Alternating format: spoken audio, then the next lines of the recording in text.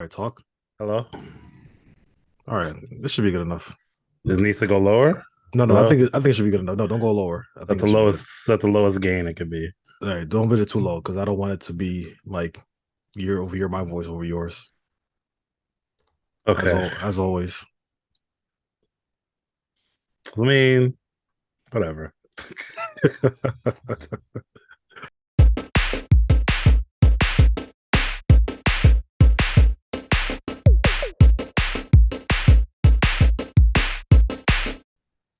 How's it going, ladies and gentlemen? This is Steve from the 8BG, and you are listening and watching the 8BGCAST. I'm here with my co-host Sterlmeister, and again, we're the 8-bit generation, and this is the 8BGCast. And if you like this video and other videos on our channel, please, why don't you please like that? Give us a like and subscribe to us. That's real. I got my whole government name up here, man. Yeah, I don't care. Anybody, if anybody knows, they can already find me. It's like, I mean, at this point, I'm gonna blur it. I'm just gonna put like a big like, nah, don't even worry about that. the pixelated blur. This is make it mad pixelated. Like, Nah, just let them destroy my life, social security, and whatever. yeah, don't worry, I got you. All right. Yeah, all right, man. So we're here together today. What you been playing, brother? Oh, you want me to go first? Today I want you to go first. Yes. Oh, shoot. I'm Um, being nice today, so I'm like, you know what? Let me throw the ball in your court. it's funny. I should have prepared because I didn't really think about what I've been All right, so you playing. know what? I'm gonna go ahead. And anyway, Go ahead. uh that actually I haven't been playing that much, but I started playing consoles again after my month-long run playing 3DS games. I Okay. started playing I don't know if I spoke about it on the podcast, but Halo, what is it called? Infinite. Halo Infinite. I got back onto it, playing it again. Plays pretty much the same. I feel like it hasn't really changed that dramatically. People are not happy about that game. Yeah, I haven't kept up with it, to be quite honest with you. So I know they promised a couple of things for like the I think this upcoming season or this season, and it hasn't been delivered even at this point. Also, Yeah. too, I think the game was supposed to offer uh two-player co-op, I believe, split screen. There was supposed to be a split screen mode. They canceled that. Yeah. Then there was supposed to be a campaign co-op mode that got pushed back. It keeps getting Hmm. pushed back. It's like, how do you not have this stuff ready that's been in games like 20 years ago? It's I get games are a little bit more whatever, but this is Halo. There's one game from a company that you need to get it right kind of when it launches. It's this one. Hmm. There's a really really good video by the famous Kroby Cat. I don't know if you know about his videos, but he Hmm. usually does when games fail or they promise something, and he shows all the how the games used to be, and it's such a like he should his videos are so great because they'll show like how Gears of Hmm. War One has more emphasis and something about the way the body parts move and then Gears 5. Like Gears 5 might technically be better, but if you Hmm. look at these like and he goes through all these games that show how some games when of like the Xbox 360 generation, those type of Yeah. games Hmm. have you could tell the developers did more. Like they didn't just rely on prettier graphics. The physics move better. It's like so he showed the long video of Grand Theft Auto 5 versus Grand Theft Auto 4 physics and how some things in Grand Theft Auto 4 work better. Just Like what? physics. What better than Um, Grand Theft Auto 4 than 5? you have to watch the video. All right, well that's an endorsement. I'll Watch the put down video. the link below. Yeah, watch the video because it he's usually spot on. And not to say Grand Theft Auto 5 is a bad game, but Hmm. he does things like how the car crashes interact and Hmm. things in that game as compared to the newer games. And they Hmm. don't like it, even though both are fictional, there's a little bit more realism to 4 Hmm. engine than there is to 5s. But he does this Interesting. with he shows this with like Far Cries, he shows this with games that have crazy trailers and how the real game comes out. Hmm. But he didn't do this with Halo and CERN, but he showed the modes of Halo 1, 2, and 3 and how they worked and all this other stuff. Yeah. And when you look at it's almost like a love letter when you look at the end of the video, because the beginning of the video he talks about Halo Infinite and Hmm. how bad it was, and Master Chief Collection, how it just didn't work when it came out, all this other stuff. It's basically attacking 343 and how they just took the brand and really. But Yeah. then when he went back to Halo, bro, when he goes and shows Halo clips from like Halo Hmm. 2 and 3, I started thinking like, man, that was some fun times. Like just people being silly in the game, things that games kind of don't necessarily offer in that way anymore. Mm-hmm. Just like the freedom to have these crazy big team battles. Like I'm not saying those modes don't exist, but the way it was, it just brought up all these memories, and I was like, Mm-hmm. damn, we don't play. Part of it is we older too, Mm-hmm. but it was like there was a different age of having you guys come to my house. Remember, and we'd Oh yeah. play. Remember, we play the split screen modes and stuff like Yeah. I that. mean that Tell that me kind that of was stuff you not some can't of really the bring back anymore. You know what I mean? no, That's but like one of those like social things where it's just like, if it you have it. doesn't. In some ways, it doesn't make as much sense anymore because Mhm. everybody can have their own screen and. But Exactly. then you can't tell me we didn't have the most amount of fun I mean, we with did. those. We definitely did. And I feel like, regardless, I feel like that's part of Halo's identity, doing like those split screen Having that campaigns, ability, yeah, it should just having be those things. there. They should just be there like automatically. It's like having a You Mario game where you it's like Mario doesn't jump, like right? like Well, or at least like or like I mean, what Mario game doesn't jump? I mean, if no, it's like I'm trying to think. a It's like a main. Mario game that like I don't know. It's what is an essential part of a Mario game? I mean, platforming. I mean, if it's a mainline Mario game, it involves some kind of jumping and platforming, right? It's more like having a Mario. I'm trying to think of it because it's not necessarily a game. It's not a gameplay. Like it doesn't ruin the. If you're playing by yourself, it doesn't ruin the experience, right? Yeah, If you if they're can't, going for if a you different can't type jump in of experience, Mario, that's I'm different. trying to think of something in Mario that's not essential, but kind of ruins the identity if it's not there. It's like Mario not riding Yoshi in N64. no, no, no. But it's almost, and I don't want to say it's like not Mario, like not having Koopa as the enemy, but it's like Mario, it's like jumping on something in Mario and it doesn't kill. It doesn't do what it's supposed to do, but you can Or still jump. it's like Mario doing a spin dash. How about that? Some It's along the something lines. random, but Something where Mario, I yeah. feel like there's certain things that your game needs to like really like, especially if you're aiming it at longtime fans, people who've stuck with Halo for like 10, 20 years at this point. They would love to come back and be like, oh shoot, I remember playing multiplayer, campaign multiplayer with my friends, or campaign split screen with my friends. You know what I mean? Like that's the kind of stuff that you need to kind of like cater to as well, because I adults still play video games up into their 40s. So I, I just remember hearing like famous YouTubers. This is when Halo Infinite first came out, and it wasn't, and I had friends that tried it and just said that I don't care for it. Even though I heard some people, if you get into it, they like it, but mhm. I heard a lot of people say they tried it and they just didn't care for the multiplayer or whatever. And it's like I heard someone saying it was the best way. It's like he was playing like Apex Legends at the time, and he was Mhm. like, "I'm so mad," and because he was like, "I should be playing fucking Halo right now." Mhm. And that says something. Like you people want to play it, Yeah, so you I need mean, to. to be honest with you, I do enjoy the Halo multiplayer. Like the fact that it's free to play. I still enjoy the game. I believe it can use more maps. At But this that's point. part of the issue. Like Yeah, maybe what I mean, whatever it is, but it I should have think been as cringe as it might sound. There should have been a Halo battle royale or something. Just something. They needed something like a else. battle royale mode or something. Yeah, like why not? I mean, every game has it. It doesn't have to be the main. You can be like Call of Duty and have it a separate thing, and you still have the Halo multiplayer or something. You know what But is? I think maybe 343 they're trying not to chase like trends like they did with Halo I 4, understand that because with Halo 4 is pretty much Call of Duty in space they before they Call of did Duty in they space. had some with loadouts. They So did some really dumb things in yeah, Halo Four. and I think that it showed that they were really like chasing hard. And I But think it's maybe like, now they want to just kind of stick to like their laurels and just like kind of like but stick what to. better? I feel like okay, chasing hard, like it's battle royale with Halo, but that's one of the best. I think that's one of the best properties to have a battle royale. You have warthogs, you have everything that's built in a battle royale, like in a Mhm. big, is perfect for Halo. To me, But then, all of it's perfect for Halo, and it doesn't. It's not about chasing a trend. It's like not having a team deathmatch. Halo wasn't the first game to have a team deathmatch mode. Doesn't mean mhm. you can't have it in there. And if it doesn't work, you can shut it down later or something. But to me, it's like why not? It fits so good for Halo. You don't have to stretch Do you the think that imagination. the team has a capacity to create like a large world that closes in? 343 Mhm. has all the money from Microsoft they want to do whatever they want. They can do it. Okay.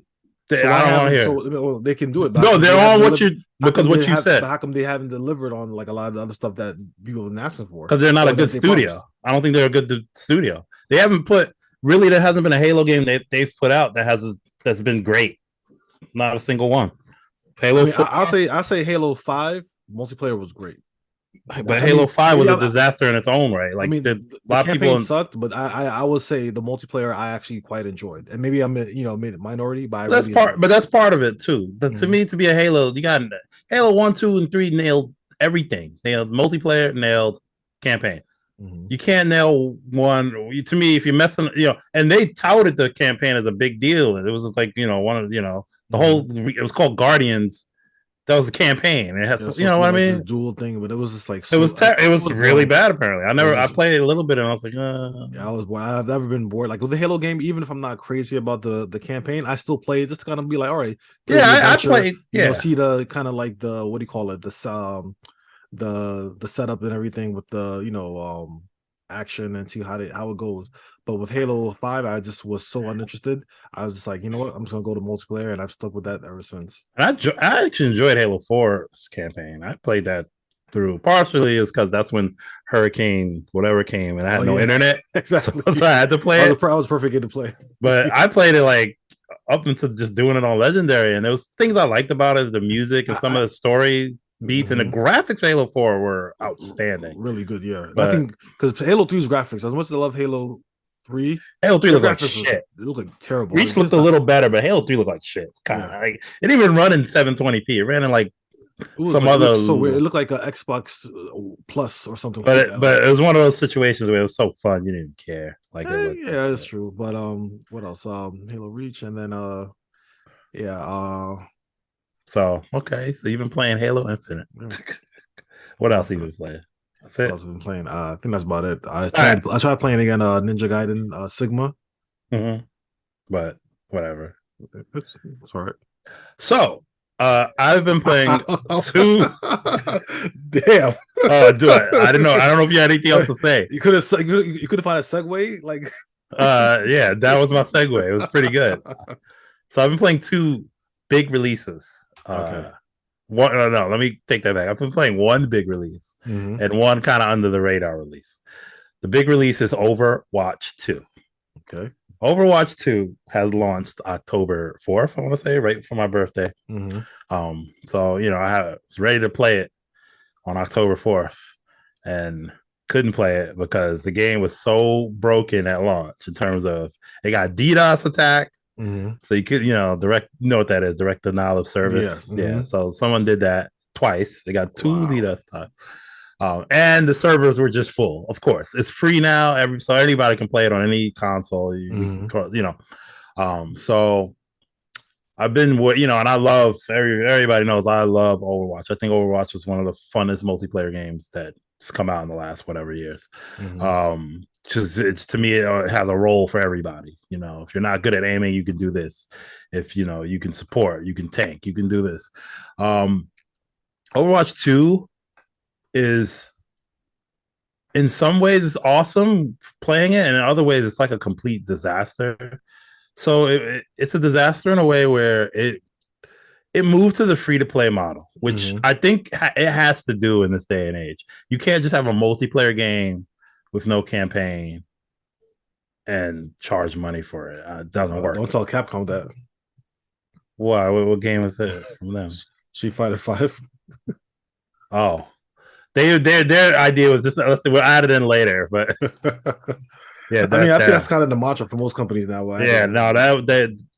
Speaking of, have you seen all the stuff in Street Fighter 6? It's just looking so good. Yeah, it looks good. Yeah, it's looking ridiculous. Like this is the Capcom lately has just been like, we've been fucking up sometime, but we're making some fixes right now. They're definitely making amends. They're making a lot of amends, and so is Konami. Oddly, they're bringing everything back. Maybe they're trying to just capitalize on things, but still, nostalgia. It's still whatever. I still would rather have that than nothing. So Overwatch 2, I don't want to dwell too long on it, but Overwatch 2 had one of the, I don't know if you've really been deep into Overwatch, but Overwatch has some of the best cinematics. They have the best, like if you go to YouTube,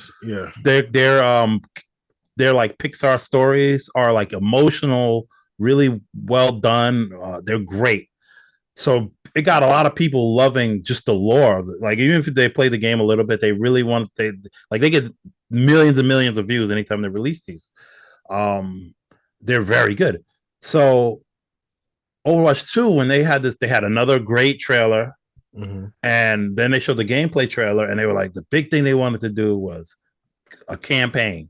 They wanted a full-on campaign, which would kind of really make it different than the first Overwatch. Like Overwatch had some mini campaign missions, were kind of cool, had a lot of lore in them, but almost left you wanting for more. So they said basically they're taking that and expanding, and each character was going to have skill trees and all this other stuff. It was really a big deal. And then nothing for like years. But they then they started showing multiplayer, and then their multiplayer had a big change. It went from 6 players to 5. That's a big deal in a game like that. So why did they go down like 1 player?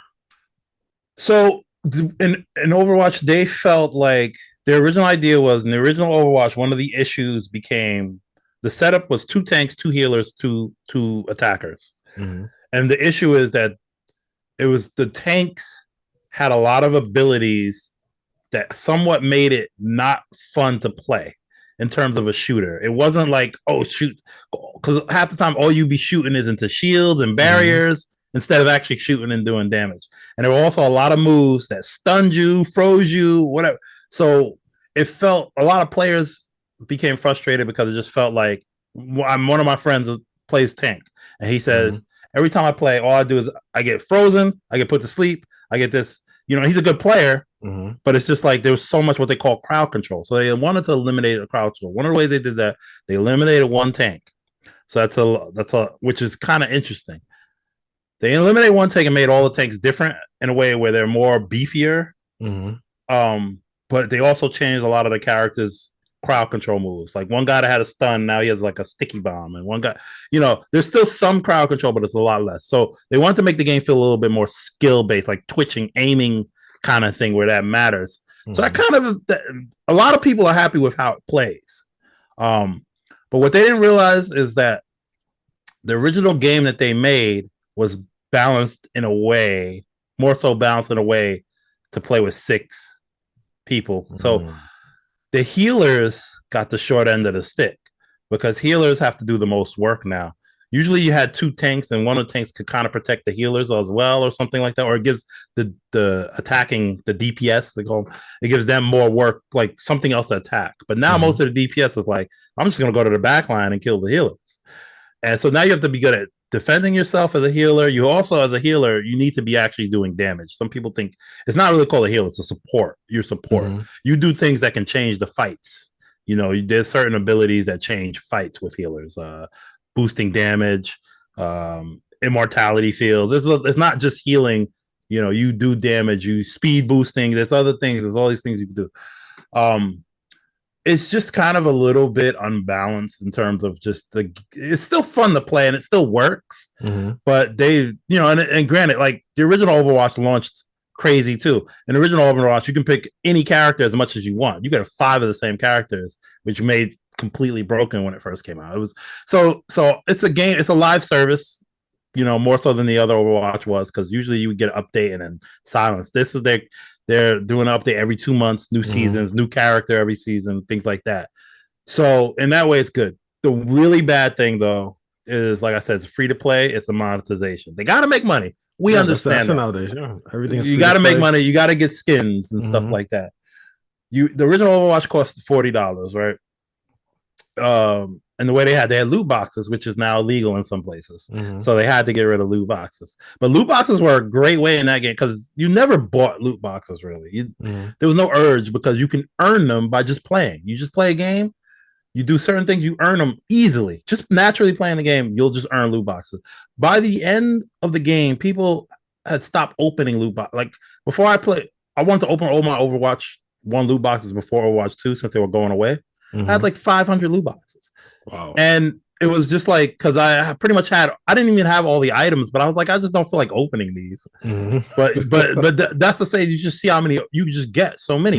And in those loot boxes had rare, exclusive, not exclusive, but they had legendary costumes.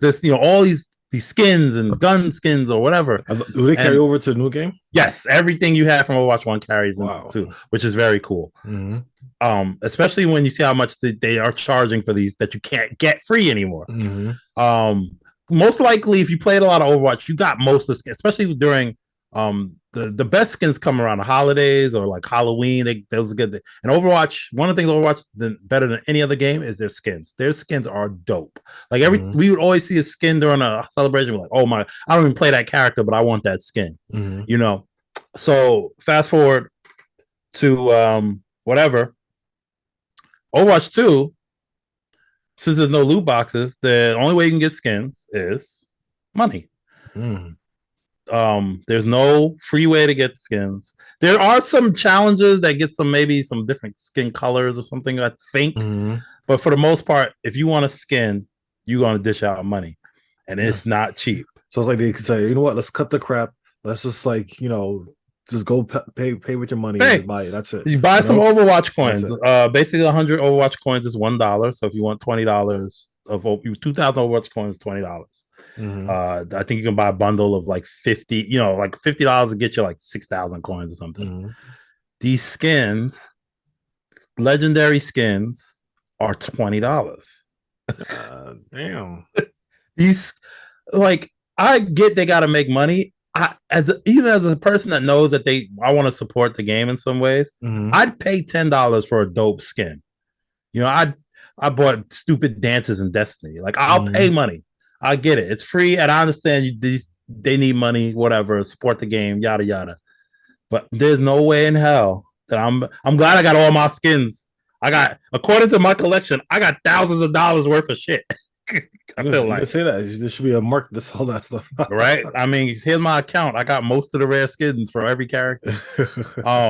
But it's $20. Like the funniest thing you'll find, they got gun charms, like little keychains you put on your guns. Yeah, I think a lot of games have that nowadays. Well, on Blizzard, you can buy one of the keychains in real life, and it's cheaper in real life than it is in the game. For the same exact charm.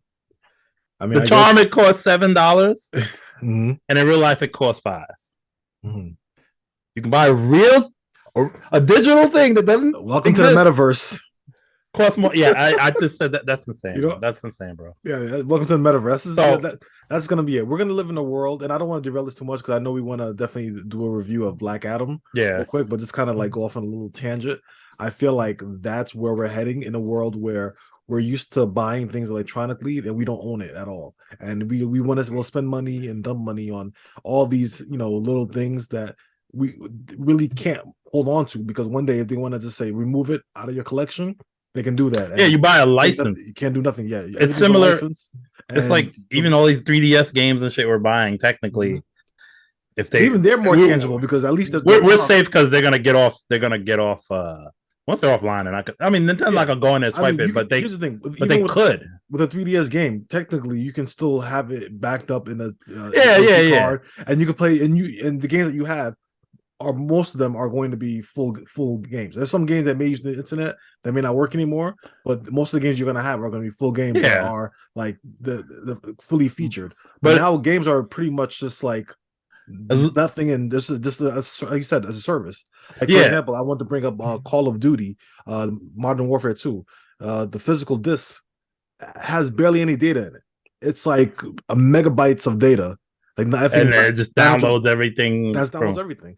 And I knew where it was coming from, but I think a lot of people, like, I've seen a lot of videos online, people or a lot of bloggers talking about how they're surprised that this no longer has more substantial data. I knew eventually these physical discs are just going to be unlock keys for downloadable content. You know what I mean? So that's pretty much it. Long gone are the days where it's just like you have the full game in your disc, and maybe you might download an additional patch here or two to make it run better, or maybe get some DLC. But now games are going completely digital, and I think it's just the way of the world, right? It was gonna happen. It's gonna happen, like you say, you're really buying a license to play the game, and really at any time somewhere, nobody reads those 14-page agreements when you buy shit, right? Mm-hmm. But Exactly. somewhere in Nobody. there it says we have the right to whatever at any time or Yeah, something. and And anytime they take the game away and just be like, huh? yeah, Like you're like, what? I They could have shut down sworn the service. I downloaded like during the Xbox when Xbox Gold first came out. It was so awesome because they actually had a lot of AAA games every once in a while that was free for the month. I believe it was like at least one or two AAA games that was free during the month, and I downloaded so many of them to my Xbox account. Even if I couldn't download them physically to the hard drive, I know to my Xbox account had the keys to it, and I go back to some of them now, and I can't even use them. Like for example, the Simpsons arcade game. Yeah, You Ninja know, Turtles arcade game. I was playing it, and then one day I just have the demo, and then there's It just says the demo. I remember, yeah, yeah. that's what happened. Like Golden Axe, I had, and Mhm. I was like, I know I bought this, and I tried, and it says play demo, and I'm confused. And then that's when I realized, like, yeah, they released it in another package and got rid of this, so you're Mhm. screwed. It Yeah. was a lot. That happened so much to me on 360. It didn't really happen to me a lot on PlayStation. I know there's examples, but on 360, I felt like there was a lot of things I bought where later on I wanted to try it, and Mhm. even I felt like I didn't delete them or anything. I would Yeah, try to play them and it would just say play demo, and I'm like, that's why I'm so afraid not because I had bought a for my 360 I had bought a external hard drive to yeah, download a lot of those games, and and I'm just afraid to connect it to the internet because I don't want just to be like, oh wait a minute, like a light goes off at Xbox headquarters. This guy's this look, guy's he's hoarding logged games. on. Get it, Get it. go get his games.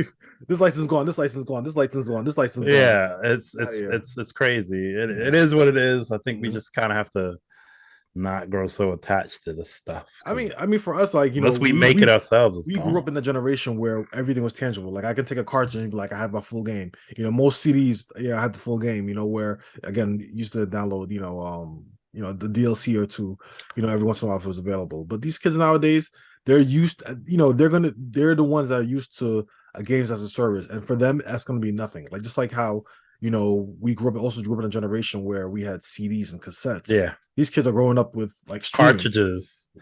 Cartridge. Speaking, Who's growing up cartridges? These kids are growing up cartridges. They're no, going I'm saying you said we grew up with cassettes cassettes and and seeing cartridges. cartridges. Yeah. Yeah, cartridges. Mhm.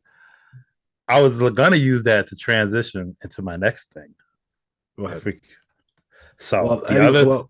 oh, go ahead, go ahead. Go ahead. Yeah, go ahead. I was gonna say the Well, next thing I've been playing because pretty much said all I want to say about Overwatch. mhm. But you mentioned cartridges, and the next thing I've been playing is this bad boy. Dun, dun, dun, dun, dun, dun. For those of you that don't know what this is, might be a little You might outdated. have to. Let me see. I know the brightness is super bright. Whatever. Yeah. It's a Genesis. Okay, it's a Sega Mini 2. This bad boy came in the mail. I suggest if anybody's listening to this podcast and Googles it and wants to purchase it because once they stop making these things, you ain't gonna be able to find them. It's already kind of a pain in the ass to get them now because when you buy them from Amazon, you got to pay a huge amount of shipping of $20 because it comes because it's only being shipped from Japan. Oh, They are not opening, they're not bringing it here, and they're only making a small limited run, which I found out affected some of the games on it. So basically, this is the follow up to the Sega Genesis Mini. I love these mini consoles because, like I said, I'm a huge gamer, but I never took care of my games. I'm not never going to be that YouTuber that has a whole bunch of game cases in their background and they have the first game they bought. These mini consoles are the best thing I have to having that and the ability to go on and play a game from maybe one of those things, especially if I jailbreak one of them and put whatever game I want on them. Or you can get like one of those multiple Sega compilation games. Yeah, which I have all those already, which is crazy. But it's nice to have that ability. And I bought pretty much all of these when I saw them, except for one. One of the biggest ones I didn't buy, which is the Super Nintendo Mini. It's the only one I don't have. I have the Sega, I have the Nintendo, I have the Sega Genesis, I have the Sony PlayStation, I have the Genesis 2, I have the Turbo Graphics, I have the Neo Geo little arcade thing, I have the Commodore 64 Mini. I've never even opened it, but I just bought all these mini things and not even for collector's reasons. I just want the ability to have that somewhat genuine. I know it's still emulated, it's not perfect, but somewhat as close as I'm going to get to that genuine classic feeling. Especially the cool thing is like they all come with the pretty much replica controllers, the 6-button Genesis controller. The regular Genesis Mini came with the 3 buttons, so it's nice to have this. And both controls are compatible with the I don't know system? if the new. I know this is compatible with the older one because they have these. They've already made these before. I don't know if the 3-button control. They should be, but I don't know. I'll have to find out. I'll test it out. So I bought this. So cool thing about this is it actually includes. It actually includes it's Sega CD games, not just Sega Genesis games. Sega CD games, which I never had a Sega CD, so it's kind of cool. Now, the selection of games, not so great. The Japanese version has some great games, which were translated in English. They came out here, but they were really kind of just, this when they developed this thing, it was with the chip shortages were really bad. So like they were not putting a lot of money in terms of getting certain licenses. So it was easy to get Japanese license for games like Lunar. There's a lot of games like Lunar, a game called Popful Mail, just really popular Sega CD games that they went to the guy that did all the translations to help him redo and he said he was down to do it, but he said they offered him such a low amount of money that he's like, it wasn't even worth it for him to do it. So that's why we didn't, and that's why some games on here are just like questionable. Some are great, like Clay Fighter. It's a classic fighting game, right? Oh my god! There's Street Fighter and there's Clay Fighter. Well, you can play both of those games and tell me which one holds up, because Clay Fighter. There's a lot of games. There's 61 games. Wow. There's like 4 games that were never released. And they're all terrible. They're like all pretty bad. I played them only for short minutes of time, but they're like very simple. It was like some train game, like a Puyo Pop versus game, almost like a demo game, right? Do you think like they felt like they felt like games that weren't finished, and then they might have just finished it really quickly and then put them on there. But this is not like Star Fox 2 of the Super Nintendo classics. This is not like a whole game that these aren't that. These are like kind of shit games. So next question: is there on this collection? Is there any repeat games from the last one? No. Yes, actually, there are. I believe the first collection had Echo the Dolphin for Sega Genesis. This brings Echo for Sega CD. They're like virtually the same game, but different soundtracks. Much better CD soundtrack. I believe that's the only games that repeat. I have to check. I'm not 100% sure if Echo is in the first one. I can't see why it wouldn't be, because Echo is kind of one of those games that people always there. Yeah, which I hate Echo too. I never enjoyed Echo and Vector Man. Yes, Vector Man 2 is on this. I think the first brothers. Yeah. So out of Bonsai wasn't on the first one, but it's on this one. Okay. So and I think Vector Man 1 was on the first one. This one is Vector Man 2. Okay. Some of the games that I guess we're missing from the other one are kind of here. So you have like Shining Force 2, which is one of the best RPGs on the system. The first one I think had Shining Force 1. This also has Shining Force CD, which I started playing. I want to really play that because I like Shining Force actually, and CD is one of the games that, of course, I never played, but it seems great. Like just the music, the CD quality that it brings to certain older games is kind of cool. You're playing a Sega game, but it has like CD quality sound and voices, so it kind of adds an extra layer. It has Night Trap. That yes. Wow, that's a classic right there. I mean, Night Trap's been kind of ported everywhere too. You can play it on you can play it on like a PS4 now or something like that. It's been on PC. They actually like updated it and ported it or something. But does that have permission from the government? Huh? Does that have permission from the government for you to play it now? Yes. And the funny thing is, back when it was rated like M after and it's like teen now because everybody realizes it's a joke. It's not. It's like, if you're taking this serious, there's something wrong with you. They finally were like, okay, there's nothing serious. What's wrong with us? Why are people taking this that serious? So, but there's like Sonic CD, which I don't really like at all. I don't like. Yeah, anybody that likes Sonic CD, I've tried to play Sonic CD multiple times. I don't like it at all. Not even a little bit. Sonic CD is one of those games where I used to hear that it's like a classic, and it's It's like, some come on, people say it's the so best good. 2D Sonic game. And I used to hear arguments about the US soundtrack versus the Japanese soundtrack, blah blah blah, and everything. So I finally played Japanese it. is the soundtrack is not bad. Yeah, I I will think not. both soundtracks are pretty decent. The soundtracks are good. The You know, game sucks. I yeah. don't care. The only good thing about Sonic CD is the animation sequence in the beginning. That is so And the great. bonus stages are pretty cool. I think those are pretty cool. And the last song too. I think the Japanese version of the last song, "Cosmic Eternity." Okay, I love that song. I don't remember, but I'm in the camp. I started playing it for a little bit, and I was like, I don't want to play this game at all. Sonic's like you play Sonic 2 and it gets you in right away. You know what's crazy? What I learned recently was that was Sonic CD. So both Sonic games are actually technically sequels to the first Sonic game. Yeah, they both created kind of at the same time. One was created by Sonic USA, Sonic in Japan. Yeah, and Sonic, USA was better because USA created Sonic 2. You let me finish it. I'm sorry. I stole your thunder. You stole my thunder. I'm like, let me finish what I'm saying. Man, I was talking about Sonic, man. Yeah. Go ahead. No, but I mean, as you mentioned, yeah, Sonic 2 USA, Sonic CD Japan, and it's pretty much like Sonic 1 plus, and it just doesn't feel as good as Sonic 2. Sonic 2 just felt like very snappy, looked great, played great, very fast. Whereas Sonic 1 was very clunky and had this weird gimmick about like past and present. Okay. Sonic CD to me doesn't even feel as good as Sonic 1. I just don't. Yeah. First of all, Sonic CD, like, there's not a lot of enemies in it. It's a lot more exploration, which I guess is kind of right. And but like Sonic's you said, the worst character for that. It has, like you said, there's the idea is either you get all 7 Chaos Emeralds or you create good futures by going into the past. Boring. That is so. You have to go into the past, and in the past you have to find like a robot generator. Yeah. And I played like back in a couple of years ago. I tried to play it a little bit, and the whole time I was like, this is not. I don't. It's not fun. It's not fun. I don't think it's good. You play a Mario game. You go, left to right, just explore, do whatever. You have fun. Doing what you're doing. This game is just like so. I just remember it being so clunky and the level design not very intuitive, and I felt like he was forced to do it, but they didn't make it.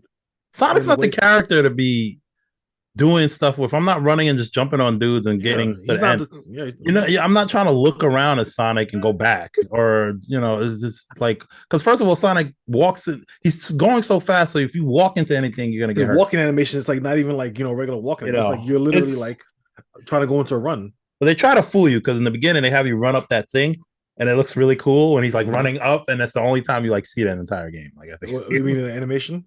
Well, in the beginning, there's a part like when you're running in the first stage, there's like, instead of a regular loop, there's this other loop that just goes straight up, and it shows Sonic from a different angle. And I think that's when you first do that, it's kind of like, oh shoot, this is cool. And then you never see that. I feel like you never see that in the rest of the game. I haven't played a lot of it, but I only saw that like that part. And then I beat the game, and I'll tell you the truth. So you've managed to play through it all. I played it through. Yeah, I played it through it all. Okay. It's like the whole time I'm playing through, I'm like, okay, what's so great about this game? And I found out at the end, nothing. Yeah, nothing. So there's a lot of games. Alien Soldier. I wouldn't say this is like a must buy, but there are some really good games. Thunder Force 4 is like supposed to be one of the best. It's called Lightning Force here, but it's one of the best sideways shoot 'em ups ever made. And I played a little bit of Thunder Force 3, and it's really good. So I'm gonna try that. This Phantasy Star 2, which is really weird because Phantasy Star 4 was on the previous one, and Phantasy Star 4 is a great game. Phantasy Star 2 is a good game at the time. It's really hard to play now. There's an easy mode though now, which it wasn't in the game, which helps you level up faster. But Phantasy Star 2 is very dark and very difficult. But I guess this is kind of like filling out games that should have been on and weren't. Streets of Rage 3 is on this by itself. Yeah, it's the only Streets of Rage game because Streets of Rage 2 and 1 were on the previous one. So this one has Streets of Rage 3, but it also has Final Fight CD, which is really interesting and good. It's a very good version. Right? It's one of the So there's some games you're like, oh, there's some good games out here, and then there's some games that are like, oh, like Clay Fighter is really. It's like it's the one game in the collection. You have like Earthworm Jim 2 and some other decent games. Like the first Earthworm Jim is a much better game, but 2 is okay if you like it. But Clay Fighter is the one game where I'm like, anything else could have been here. Yeah. Licensed You and know, played by us. I mean, there's some other good games like license probably Snatcher is cheap. not there. Snatcher's not on. Yeah, there's no Snatcher. Everybody talks about Sega CD Snatcher as like one of the best. That's not there. Who makes Snatcher? Is that Konami? I think it's Konami and Kojima. Hajime, yeah, so that's another And issue probably. come That's on, too I expensive. mean, yeah, and that would have been a game to have. You know, Yeah. like if you're releasing this kind of collection with a Sega CD, you know. But anyway, so that's I just wanted to say, show off. I got this. I'm kind of just happy to add it to my collection. I'm gonna play more of it, mess around, and then probably just put it away. Just in case I ever want to play a Nintendo, I can do that. I just can't do Super Nintendo unless I. Would you ever stream your gameplay of the? Yeah, I'll do that. I think I'll do that. If I can find a game that's probably interesting to watch on stream, and then because I don't think I'm gonna play like Shining Force on stream, but even though I should just stream whatever I want, it shouldn't be about it is what it is. Just stream what you want. But yeah, so I definitely will. That's another thing. It's easy to stream these. I don't have to have some kind of crazy doohickey. Just hit the HDMI, So yeah, when I got through with the PS2 trying to, buying a specific thing that may not even work with newer things. PS3 is also kind of a nightmare from what I heard from people because it's something about the DHCP of it. Yeah, they have like their security thing, so it stops you from doing that. Every time you like, if it's not going directly into the PS3, it's like it turns it black and everything, and it's like you don't get anything. So, all right, so let's get to the meat and potatoes about movies before we begin our movie section. I saw 2 movies. I might have saw more movies recently than that, but I saw 2 movies that I'm not going to talk about the first one, but I will mention it because I think it's worth mentioning. I saw Till. Okay. Yes. I didn't want to really go see it because I know the subject matter and it's a very difficult to watch movie. And plus there's no closure in real life, so. Well, no, but kind of there is at the end of the movie. It's not closure. It's just kind of shocking because they talk about the law that was made to, I think, make it a crime, which was actually only put into effect this year. Yeah. Says that at the end of the movie. You're kind of like, oh, damn. Like 67 years after this shit happened. Get it a little bit earlier than that. We have a lot of ways to go. But I saw the movie. I want to just talk about the acting. I don't want to, get on subject matter. I don't think it's the place for that. Acting, terrific. I think that the woman that plays the mother deserves an Academy Award, and she was phenomenal. I felt every, she made me. I tell you, when we left the movie theater, when I left the movie theaters, because I go for work. My guys don't care what they see, but. So, and it was the only movie I could go see with them, only because one of my people I work with doesn't like scary movies. So I could, and it's Halloween time, so everything was a scary movie. So, and I couldn't see Black Adam at the time because it was the first weekend it was booked. So that was the only movie. That's why. Now, granted, it was very good. It's touching. I recommend that people should see it if they know what they're getting into, because you will be upset. That kind of thing. It was very, and also, I kind of always post about movies after I see them. I'll put something on Facebook or Instagram. Everybody usually talks. Nobody said a word about this movie when I post. That's how crazy it is. And the only thing that also disturbs me is that I think people should see the movie and support it. And I know people won't because of how just it's hard. But also the thing that's too is like, people will unite to see, like a Black Panther movie, but I think they also should see this too. I mean, I haven't seen the movie. I agree, only because. And it's weird. I couldn't even really say go see it because it's really like for Black or Better, it will f you up. It really will. But let's get into the real meat and potatoes here. Let's get into. Are we doing spoiler? Oh yeah, of course. I mean, that's a given. This is going to be a spoiler-filled review and observation and conversation. So, should we talk about scores? Okay, yeah. I was warned that spoilers are abound. What were you saying? Sorry. I was going to say, should we do our scores first, or just? I mean, we do scores. I mean, it'll be different. So let's do it. We got to get a format for doing this when we do reviews, I guess, maybe. Or do we just want to riff? I mean, we can do a riff at this point, but we can give our scores and All right, you know, but you're the MC. I'll let you I do mean, it. Go ahead. Go we're in ahead. this together. So, for those who don't know, Black Adam is a movie that's out currently. It's been in the works for over 15 years.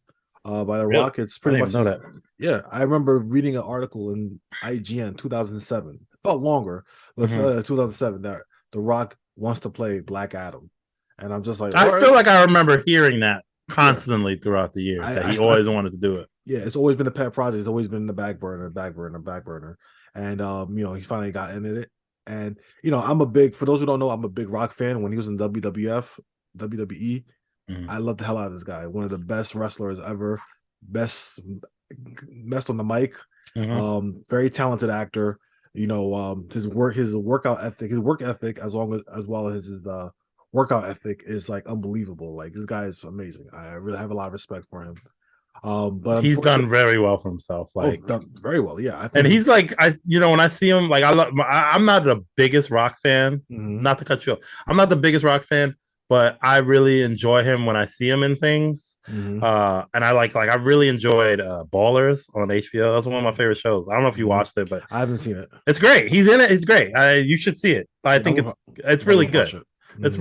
really good. It's a cool show. All right, I'm sorry. Go ahead. No, that's It's cool. like Black Entourage. I feel like almost Ballers is kind of like Black Entourage. I feel like a little bit. I don't know. Mhm. But go ahead. Well, yeah, definitely. Like, I love The Rock, but unfortunately, like watching this movie, and since we're giving our scores first, I had to give this movie a five. Sorry, a 5 out of 10. Because it's don't get me wrong, the movie is entertaining. It's a very entertaining movie, but also it's disappointing because I feel like when I was watching the movie, I felt like somewhere in there's a better movie there. I think with some editing and some more, some more work, I Mhm. feel like you could have a better movie in there. But I felt like because this movie has been in the can for so long, a lot of stuff that I saw in the movie just felt derivative and and I think in the worst way. Like every movie is influenced by another movie or by something else, but this one just felt like it was chasing trends to the point where I'm just like, okay, I know what this is, I know what this is, I know what this is. Like I'm pointing it out. It didn't feel like it was just naturally coming to me. I just Mhm. felt like it could have been a better movie. Like for example, like I'll say the one thing to be positive about the movie. I'll start off by saying one of the things I enjoyed about the movie is the action scenes. Even though it felt like Man of Steel kind of did it better first, Man of Steel had like those pounding action scenes that I felt like it did a little bit better in my opinion. Mhm. But it was still good too. A lot of good action. It's very violent though, very violent. I felt like the action was more violent than it really was like really clever or really like good. It was just like complete violence, which is okay, you know what I mean, but it is what it is. And I gotta say, the Justice Society of America, I really enjoyed them. I actually enjoyed Hawkman, particularly Hawkman and Dr. Fate. The actor who plays Hawkman, Aldous Hodge. Yeah, I he was think good. He was good. he's so good. He might be my favorite character in the He was movie. real charismatic, even next to The Rock, which is very hard to be Exactly. more. Yeah, he was good. He was And good. he did a lot with very little because they tell you nothing about this guy. You don't know why he has wings. I don't even think they say he's Hawkman. I don't. I think you. I don't even remember them clearly saying that at all. Just Probably, you're knew. probably right. I wouldn't be surprised. They I gave this just guy feel like you should have just known, maybe. Like, because mhm. you're right. He's I'll get into he's a that guy later. with wings and a hawk face. But whatever, he probably has the least like development in terms of like who where he's from, and he doesn't get really no exposition. Everyone else gets exposition about things. You don't hear nothing about him. And I think maybe, in my opinion, I They think each get like a maybe throwaway line. Yeah, you're right. they give it away like he has nith metal or something like that. Him, he I has don't nothing. yeah, Yeah. like he has nothing. But I think the reason why, in my opinion, is that maybe because Hawkman traditionally in the comic books is like connected to like Egypt. Maybe it was too close to how the Rock is connected to Kandaroth. What's that place called? I can't remember. Yeah, whatever that city, Middle Eastern city the Rock's Yeah, fighting in. Middle Eastern stand. Yeah, Middle Eastern stand. Whatever it's called. Maybe felt too close to that, so that's why they didn't really delve into his history. Uh, Mm-hmm. but aside from that, yeah, I enjoyed that. The effects were good. The last scene, one of the fight scenes at the end, when they're facing the big CGI abomination like every movie does. It was very clever using I spoil it now. Dr. Fate's helmet when he Oh, multiplied. Like I thought that was set up really well. That was actually the only part of the movie where I was just like impressed because I did not see that coming. The way he thought Hawkman was gonna die, but it was really an illusion created by the helmet, and there was multiple Hawkmans coming in, and the Rock and not the Rock, Black Adam the and Rock, Hawkman were working together. the So yeah, Rock. there's a lot of things like about the movie, but in terms of the stuff that I don't like about it, again, like I said, a lot of derivative stuff. I felt like the Rock, even though he was trying to play a different character, Mhm. because he toned down his charisma so much, it almost felt kind of boring. He felt like very robotic. And there were parts of it where I can see him shining in terms of his personality. Like when when the kid taught him to say this catchphrase, like, oh, tell him the man in black is here. And the Rock tried to do it a few times. I can kind of see like, okay, this is kind of funny. I can see, part of the Rock shining here. And I feel like he took inspiration, or whoever created that aspect took inspiration from Terminator 2, like that John Connor T1000 relationship where the Okay. kid is teaching him all the stuff and the mother is there, kicking ass and doing whatever. I never thought of it like that, but yeah. Yeah, and that's what I thought of that. But I felt like what hampered that was that the kid in Black Adam, and I don't want to like down any kid actors because No, hate him. Go ahead. but Hate kid actors. I'm gonna say this: he wasn't a very strong actor, and you know I felt like he couldn't really bring what the movie wanted him to bring. Like someone like John Carter, what's his guy named Terminator? I just said it before. John Connor, right? Yeah. Someone like John Connor in the movies Terminator, that kid, Edward Furlong, when he was a kid, he really had the charisma and the personality to bring out the character. So even if Arnold Schwarzenegger is acting like a robot, he can bounce well off of him.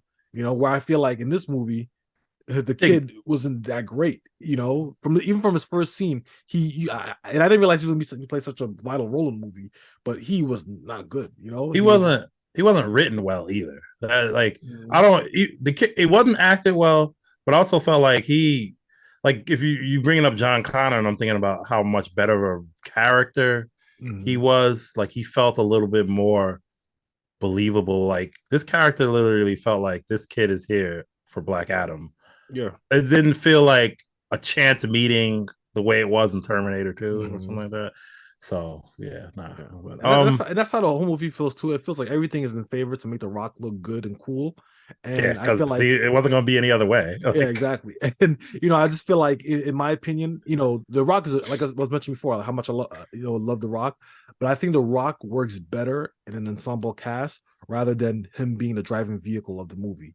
In my opinion, like I feel like certain movies you can do that for, but a superhero movie, I felt like I know he doesn't want to fight like the Shazam because I guess he thinks, whatever, that movie's kind of below him. So he wants to fight like the big dogs like Superman and the his Justice League. ego says But I The feel like Rock that's more of an ego himself driven thing. Like The Rock wants to wants to see fight Superman. himself Superman. Yeah, Like, you know what I mean? yeah. Like The Rock wants to see an image of him fighting Superman to be all over, plastered all over. Like that's like a ego thing. You know what I mean? Like, and I feel like he'd rather have that rather him fight Shazam, which makes more sense in the context of the movie. But honestly, I felt like they should have had like um The Rock in the Shazam movie first, do his thing, and beat up the Shazam people or whatever like that, and then maybe go into a spinoff. That probably would have been better in my opinion.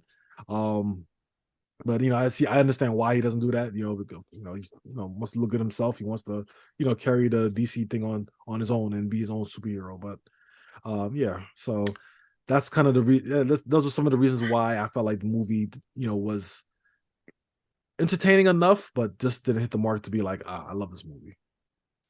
Yeah.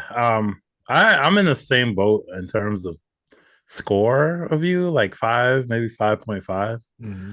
Because it wasn't painful to get through like Morbius was, but it wasn't, and it wasn't boring. I wasn't necessarily bored, but it was really uh just there was so much like the kid to me really killed a lot of the movie. I'm sorry. Like how there'll be times where he's just like, oh, it's a dangerous scene, but he's just gonna ride his skateboard Yeah. through like anytime he jumped on that skateboard, I just want someone to drop kick him. Cause I'm like, nobody really running from their life is just gonna hop on a skateboard. Like and he was just so bad. It was such a like if he was not in the movie, I would have literally probably enjoyed the movie a lot, no, a lot more.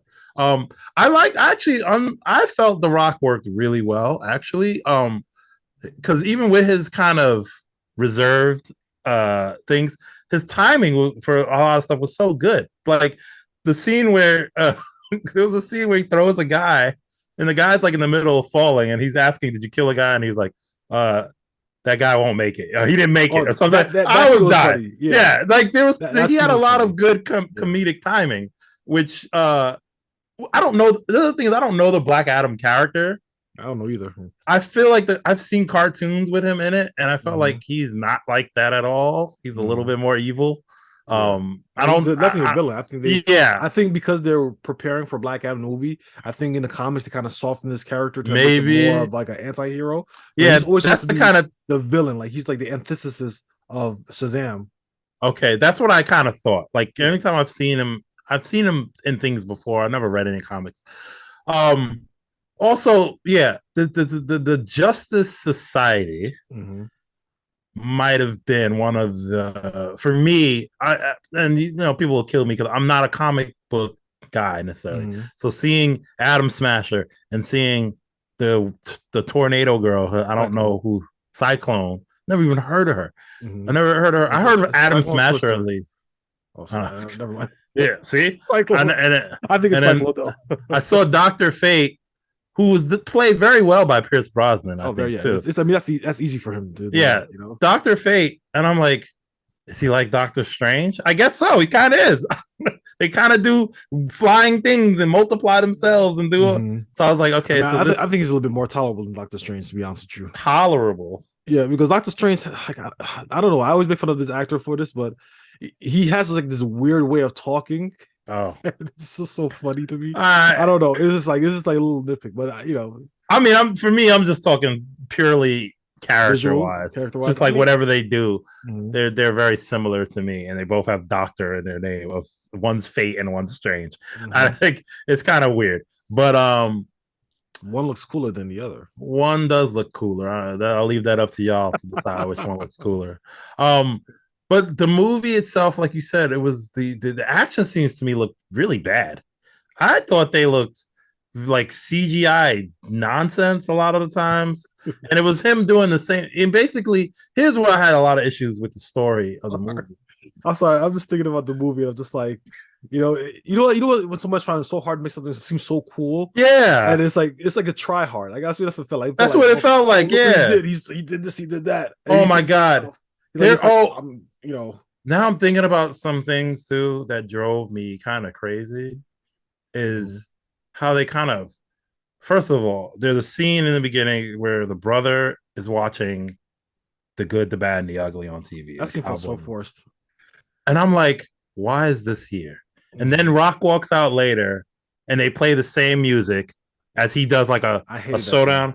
I almost said, what? I said, this is the movie we get. It got better after a little. They didn't Yeah. really, but that's like some of the issues with these DC movies where the tone on of using certain things is just wrong. There was that there was nothing that worked about any of that You know scene. what it is? They didn't earn that scene. Like No, I understand some movies like a character will watch something and then at that later on in the movie he'll be like, oh, he'll do it when he saw it, and you'll turn it back like, oh my god, he got that from the TV show. But it happened like in the next scene, and it wasn't earned. It didn't feel and like it's such a disrespect to one of the greatest movies of all time. The Good, the Bad, and the Ugly. I know we were supposed to watch it and we haven't, but we still yeah. should. Mhm. It's fantastic.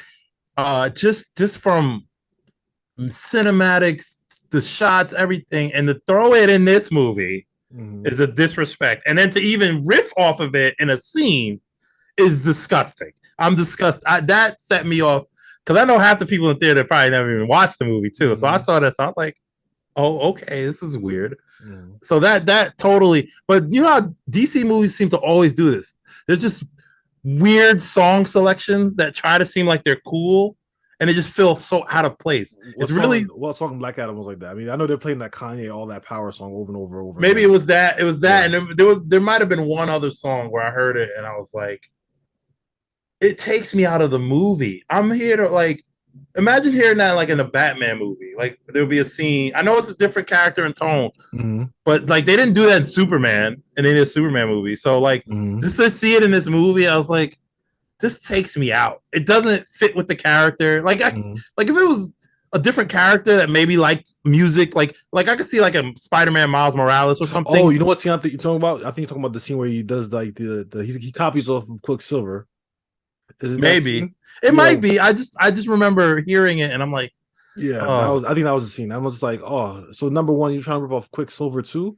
Like we've seen this before. good point too. Like when it's done in the X-Men movies too, it Mm-hmm. then doesn't take me out. It just seems to fit. He has his Mm-hmm. headphones on. You could tell something about the. They just it's like he's in the air and I just hear this music and I'm like, Mm-hmm. what the fuck? What are we doing? This is Mm-hmm. this is not why music is not used that way. They did not learn that from Suicide Squad, right? Where they And I, just yeah, and I feel too the also bad one. because his character is so like an ancient like Egypt something like that. It doesn't really fit with the It character, doesn't fit, At right? least Yeah, with it the just doesn't make sense. Suicide Squad, No, you no. could take it here and there, but at least with like you said, Quicksilver has headphones. He's listening to music. You can imagine he's the '80s, so like all right, you can. It was yeah, that was so my other problems with the movie is I don't know if I want it's the plot, whatever. The whole story to me doesn't work in terms of telling a movie Mhm. because at no point first of all, I know the Justice Society characters are nice and all, but I didn't care about them enough Yeah. to whatever happens to them, right? They didn't give me enough I other mean, than they're good guys. Like you said, I don't even know if they said Hawkman in the movie. as I mentioned before, I think Hawkman and Doctor Fate did really well. I mean, they carried the scenes for them, but I felt like Cyclone was just like an exposition dump. Like every line she had Yeah, was explaining something. and the other guy was kind of like a comic relief a little bit. Yeah, like a wannabe And Ant-Man. but they tried to kind of give you to care about Doctor Fate. I almost said strange. Doctor Fate and Hawkman, Hawk, whatever is he Mhm. Hawkman? That's what we call. I think he's So Hawkman. so they try to get you to care about them by having to change his fate because something is going to happen, right? Yada Mhm. yada. But it's not enough because we know it's not the movie. It's not about them. So like I know they're in it, but it's not Mhm. their like if it was a Hawkman movie, maybe they gave him. Maybe I'd care about his fate. Mhm. But I'm kind of it's Dark Adam, Black Adam, Black Death. What do they call him? What do they call him? Teneth or No, ten but death. what was his like name before he got Black Adam? It was like It Black was Death, right? Or no, something not like that. like death. It was 10 Adam, Teth Adam. Death Adam. That's what it was. Death Teth. Adam. No, not Death Oh, it Adam. wasn't Death Adam? Teth. Teth Adam. It's like supposed to be like some ancient name. Teth I, Adam, like Teth I thought it Adam. was Death Adam. No, Teth Oh, Adam. well, obviously I need Subtitles. subtitles. Death sounds like death. So It does, but excuse it's Teth. and I thought they said death was a way of saying like when the kid heard it, I thought he said it was like we got to change that, and I thought they meant that because the word death as a hero isn't good. Mhm. That's what ran through my head. Okay. But hey, man, I'm wrong. Whatever. So Teth Adam. So here's where I got issues with it, especially when compared to other superhero movies. Is Mhm. part of the superhero movies is not always well done when it's like usually the first villain is someone equally as strong but evil. Mhm. Okay, but in this movie, there was really nothing at all to me that I ever felt worried about when it came to Black Adam fighting anything. He ran through everything with no problem at all. I Mhm. get they were trying to push this message of what it is to be a true hero, which to me fell flat on his fucking face the whole Mhm. time. There was no point where I was like, Because he looks so invulnerable. He looked more vulnerable than Superman. Like he's yeah, walking into walls with no issues and everything and like he's that. super fast. He can, he's do everything. Yeah. I get it. So he's kind of like Superman, but it was like, It's like a violent Superman. yeah. And they were like, okay, I get it. You can't kill people. Okay. But these guys he was killing were assholes anyway. So it's Mhm. not like I don't, they went so hard to show Hawkman saving these bad guys, and that makes a good guy. And in my head, I'm like, I'm a grown adult. I know that does not make someone a good guy just because they save everybody's life. Mhm. I'm not, Superman had to crack somebody's neck to stop them Mhm. from burning. It destroyed him, but he did what he had to do. So Mhm. I'm not so simple as it's just black and white which it's not that simple. Any grown person can tell you that. Um, I get how superheroes are supposed to be perceived too, but I never looked at him as just because he's doing it. I never thought, okay, he's evil or he's not a good guy. I felt like the movie didn't really explain why he's like that. I feel like that's another thing. He just came out. Like he just came out. Like they shot at him first, and he started killing them, and then that's it. But he saved the girl, so you already knew, like, so he's in the beginning, he saved the girl, so like, he's gonna save people that bad people he's just gonna kill. Okay, so it's like it never felt like for a minute I'm like, this guy's a bad guy, but he's still doing good stuff. Like he's self-defense pretty much. He's just gonna kill people that try to So I felt like there's nothing in the movie that made me feel like, oh, this guy's evil, this guy's bad. And so in terms of his powers, there was the whole part when they put him underground and he could, and I was like, and at first in my head I was like, is this movie kind of coming to an end? Because I knew in my head I was like, it has to have a stupid big bad fight, but it kind of felt like they could end it here somehow. It was kind of felt kind of clean, and then it obviously it wasn't. But then it was like the part when he had to come out again. To me would have been the only part of tension. Because he couldn't say Shazam for whatever reason they had. So I was like, but he's just out here fighting all these dudes, and then gets to the surface, okay, and says Shazam, and then I'm like, there's all the fear, there's all the tension in the movie in that little, because there's no good superhero movies have tension throughout the whole. Tell me any of those Marvel movies, you're at least having some tension in these scenes. Even if the characters may not die because they can't, but you still have a tension of how are they going to do this. And then this movie had zero tension. I had no qualms about him stopping the guy, and he ripped him in half because he just could. Even I didn't care. And let's not even talk about the villain. No presence. There was no presence in any of the bad guys. I was gonna say two things. Going back to like that scene where they kind of put him like in that machine underwater, and then they block his mouth from saying Shazam. Yeah. That CG on The Rock's head to make him look skinny was some of the worst I've ever seen. Because The Rock is so when he came big. out, I was like, that's not The Rock's body. Come on. Everybody watching this knows this. This looks so bad because The Rock is already so jacked that it's hard to kind of fit his head like skinny. Like, how in Captain America they had Chris Evans, had him like skinny, right? And stuff like that. And it worked a little bit because Chris Evans is of a normal, like a muscular build, but of a normal. He's not like. But you wouldn't even know him really. Everybody knows what The Rock looks like, and Chris Evans, you might. There's more of a chance of like saying, okay, I don't really know this guy that well. Or the Rock is so jacked and his neck is so thick. Like when they try to show him skinny, his face doesn't look like it's skinny. This looks really weird, and that's why one of the worst effects I've seen in the movie. Yeah, and that other part too, where they were like, the real reveal was that his son was a champion. It's like it didn't do anything for me. Yeah, none of this. His backstory didn't that when you want to talk about derivative, okay, all of that is because I didn't feel anything, and I'm really trying to avoid the kid aspect because I know the kid had he wasn't all of it. So but he had a way big role towards the end when the zombies came up. Everything was painful. That part was kind of sucky. It felt like, hey, come on, everybody, let's do this together. Like that's the other thing too. When they were talking about like, he commands the army of the dead, and they bring him up, and then regular people could just smack these things. Like I was like, all right, these guys aren't so scary though. It's not like the Game of Thrones zombies that at least can overrun you. Yeah. They were grabbing their everybody was like, they're going to one hit. So they're knocking their heads off. I'm like, these things are like, what? Like, this is nothing. Like this is and you're gonna be united by some kid, like some dopey kid, like some kid poorly acted. What was he doing? And he was like screaming for something, doing the Rockefeller sign or something like that. And even his voice during the speech was like, it was like we gotta unite, and it was just like.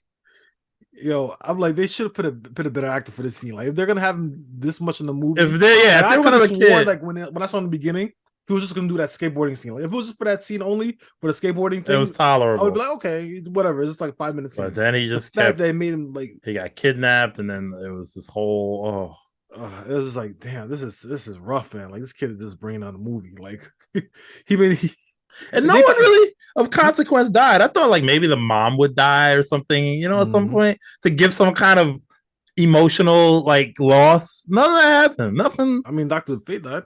Oh yeah, he did. You don't remember that? Yeah, I guess the movie's that memorable, huh? You know why? Because when you disintegrate when you die, it's just like I don't care. You're not even around anymore. So that's why I didn't even. It was. Oh, and maybe because it was so foreshadowed after he knew what he was supposed to do, and that was the only way. Then I was like, okay, I guess they're gonna kill the old person because that's if there's anybody you have to kill in a movie, you kill the old person because that'll make people a little sad, but I guess not too sad, and you can, they mourn them for like a second. Yeah, until he comes back again. Until like, that makes me come back. It's DC. If they find out, oh, we really like this character. Oh, like, we got to bring him back. We got to do some time wizard. We have a character that can do that, I'm sure. But definitely, the movie was just me too. I was actually not as down on it as you were, and then as time went on, and then now talking about it, it's just and also the look of the movie too. Like I can forget. Like when I watch a Batman movie, I expect the dark, and I expect this. This movie was like very brown and very Not that it needs to be colorful. I get it, but it just looked. It didn't look. I give the movie credit for like basing the whole movie around like the country of Kandak. If that's the way if I'm pronouncing it correctly. I do like that aspect. A fictional country. Yeah, fictional country. But it's based around that. He could have been from Kandak and then go to the USA and start doing whatever. You know how sometimes these movies do. Like, they don't want to like commit to like being in that land. So they just bring him straight to like a country. They could have brought him to Metropolis or something like that and have him cause trouble there. You know what I mean? But the fact that they stuck to like creating like an original environment to kind of like put him in was interesting, and they had some interesting aspects, like how the lady, I don't remember her name, but how she was like, no heroes come here. How come they don't come here? And that's a question that Hawkman didn't answer when they're asking you, knowing that their country's being overrun by this gang called Intergang, or I guess I can't tell if they're like a terrorist organization or like whatever they are. But they're called Intergang, and whatever they are. That's the part of the issues with movies that are bad. We don't know anything. Why should we care about these people? Unless you pay attention to all the narrative. If you're not paying attention to the dialogue when they're overdubbing it or when they're giving exposition, you're screwed because you don't know the context of anything. And that's bad because the movie should show you everything. It shouldn't have to tell you. The good movie knows. Like in the beginning, they had 20 minutes of exposition. Like, this is a young man. He came over here. Blah blah. Like, that's all I heard. I remember hearing the talking, and I'm like, I'd rather watch it than hear it. Did you say Metropolis? Yeah. That reminds me of a certain superhero why he probably couldn't go to Metropolis because obviously this leads into the credit scene. Superman. Oh my God. You know what? I take everything I said back about the movie. Superman showed up. That's where I gave my 0.5. So let's talk a little bit about that. Just the implications, yada yada. So if anybody surprised, it was ruined. I guess some people were mad it was spoiled really early, but I think The Rock spoiled it himself because I think The Rock he kept kind of throwing that around. You know what it is? I felt like he saw that a lot of people weren't really drumming up interest for Black Adam, so I think to kind of like get interest, because I think, for example, like when he went to Comic-Con, when someone asked him if Cavill's coming back, he said something kind of vague, like vague. Very like Hollywood, like something very vague, and then they booed him, and I felt like The Rock hated that because Rock wants everyone to love him, so he did everything in his power to try to get Henry Cavill back, and I know they filmed that scene of Superman. They filmed that Superman scene literally a month before the movie premiered, so that scene was completely new with him coming in. I think initially they were probably just gonna have like a stand-in for Superman rather than Henry Cavill, but they worked really hard to kind of like get him in the movie to do that scene. It's weird with Henry Cavill too, because I feel like it's not. They must have something good in the works because I feel like it's not a money thing. I don't feel like he needs. They probably threw a good amount of money at him too, but I feel like, but he's a nerd. He's a real big nerd. So I feel like watching him in The Witcher and stuff like that. I feel like he will only do things now. I feel like he has a big enough name and a somewhat of a pull Mhm. to be able to kind of agree to, because I'm pretty sure he probably really didn't like where Superman v all that stuff was kind I of don't think he going. cared about that. I I just think he feel like does. I think he does. I don't think Because so. if you see how much he cares about his role as the Witcher and stuff, He which he gave up to he, come back. First of all, he gave up he's because they didn't give him enough money. They is found that the reason? Yeah, that's the real reason. He left it very vague, but when he asked for more money, because I guess since he knows that he's coming back as Superman, he asked Netflix for more money and they said no. So he's like, all right, I'm out. Have fun with Thor Jr. Yeah. Which I don't know. Yeah, I mean, I can't wait to see that, honestly. I feel like I can't wait to see do you watch The Witcher? I've seen a part of season one. I didn't finish watching it, but I follow like the industry and stuff like that. And from what I know, well, from what I've heard regarding the whole comeback thing, I feel like, he's number one. The Rock's or Henry Cavill's manager is the Rock's ex-wife was also his business partner, Danny Garcia. So that's why they worked really hard to bring him back because Danny Garcia kind of manages it. So there's like some kind of connection there with Henry Cavill and The Rock. But, so why would he stop being Superman in the first place? I think he had issues with DC. I feel like, well, I'm trying to think of. Oh, he wanted more money for example, in Shazam, he wanted more money for the cameo scene, and DC was like, "We're not going to give you more money. Like you're going to get this. It's only a cameo." And I think he felt like he was a bigger star than he really was, and then he decided not to do it. And I guess because of that, he rubbed the executives the wrong way, and he was just kind of like unofficially like not Superman anymore. I gotta look into that because it's so weird for him. Because yeah, he wanted more. He comes off as a nerd. I think that's the persona he likes to give. But at the end of the day, I feel like he's a actor. he deserves money, and He deserves money, but I feel like he thinks he's bigger than he really is. You think he thinks like that? Yeah, I think so. I think he thinks he's the type of person that thinks he's bigger than he really is, and it's like you're not. He's kind of in, and as good as he is as Superman, I feel like he has the look of Superman, like the look, of Superman, but I can't remember any of his dialogue. Like anytime I think about because he's not. Yeah, he doesn't wasn't. talk. I feel like he wasn't like Superman. Great Superman. He was just. He had the beefcake build and all that. All he has is the look of Superman. But to me, I it's feel like he's a like better Geralt than he is Superman. yeah, he's great as Geralt. When he's Geralt, I can hear his voice. I can hear him. Geralt. It's actually Geralt. My fault. Yeah, Geralt. I can hear his dialogue. I can hear him as Geralt. Geralt. Damn. But when I think of Superman, I can barely hear his voice. Like I barely hear him as Superman. My thing is, I just feel like the stuff I've seen him in doesn't seem to be very high end stuff. So it's always like he's in like the Man from Uncle remake. He was in and that failed. That bombed. He was in some Sherlock Enola Holmes too or something. Or he played. He's always so to me. I'm seeing him in things that obviously the first few seasons of The Witcher. I mean, it became a big hit, but I'm sure he probably didn't get all that much. The show. No, because after he got like kind of like unofficially like kicked out of Superman, The Witcher's all he had. Like The Witcher, he was lucky to get The Witcher. He was kicked out of Superman a while ago, right? But then because the whole thing was pretty much after Justice League, right? Yeah, the whole thing was Shazam. I think when Shazam came out 2018, I believe. So it's like 4 or 5 years ago at this point. I guess The Witcher came out 2020? Yeah, The Witcher came out after that. So he kind of like fell back on that, and that helped his career. Yeah, it definitely helped because he is Mm-hmm. I almost don't know. Sometimes I'm always willing to give another guy a chance. I'll see how the new Witcher guy is, and I would have been fine with another Superman though. Like when I saw the Channel 11 Superman guy, I thought he was good. Mm-hmm. He looked the part. I didn't watch too much of it, but when I saw the one episode that he was in Supergirl, I was like, I actually liked him better than Henry Cavill because he had the goofiness and when he was Clark Kent, but he still looked pretty good as Superman too.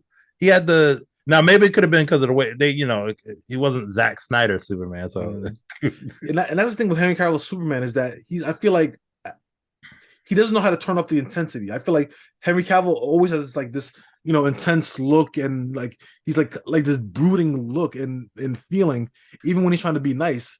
And I feel like he doesn't. And to me, a Superman, yeah, you kind of have to have. They didn't give him. maybe they didn't give him too many moments to do that as Superman.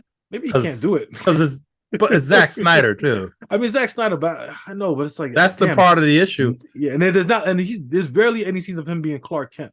You know, now that's the thing. He didn't do a Clark Kent great because he never did Clark. I feel like he barely did he didn't do a Clark Kent with glasses. He did like a muscular guy roaming the countryside. Mm-hmm. Yeah, like a hobo. And then even when he had a chance in Batman v Superman, he was still muscular man that like I never felt like he's always intense. Like he even as Clark Kent, he never felt like, hey, I'm Clark Kent, how are you? He never act like that. He's always like, hey, Bruce, I'm Clark Kent, how are you? Like it's always like this intense feeling, you know what I mean? Whereas like, for example, Ben Affleck, he can like, you can tell like his difference between when he's Batman, when he's Bruce Wayne. You know what I mean? Like, he has a certain way of acting like Bruce Wayne and Batman. Maybe more so in the Justice League movie, but in the Batman v Superman movie, he was scowling bad guy. Not bad guy, but like serious Bruce Wayne the whole time. Where in Justice League, even the serious version of Justice League, he was the real version of Justice League because the colorful one was. I feel like it should be erased from existence. Yeah, it was so bad. Honestly, like that Justice League, the Snyder cut was so good. I would, if I have time, I would definitely put like 4 hours into watching that movie again. No, I will never do that again. It was good. It was better than what good. Yeah, it was good. It was good. It was good. It was a good movie. There was some moments where I was like, okay, yeah, that was cool. I like the way they did this instead of what they did before. Like the edits, I mean, I don't want to go off traffic, topic too much, but well, we'll come to end soon because I gotta eat. I ain't gonna eat food yet.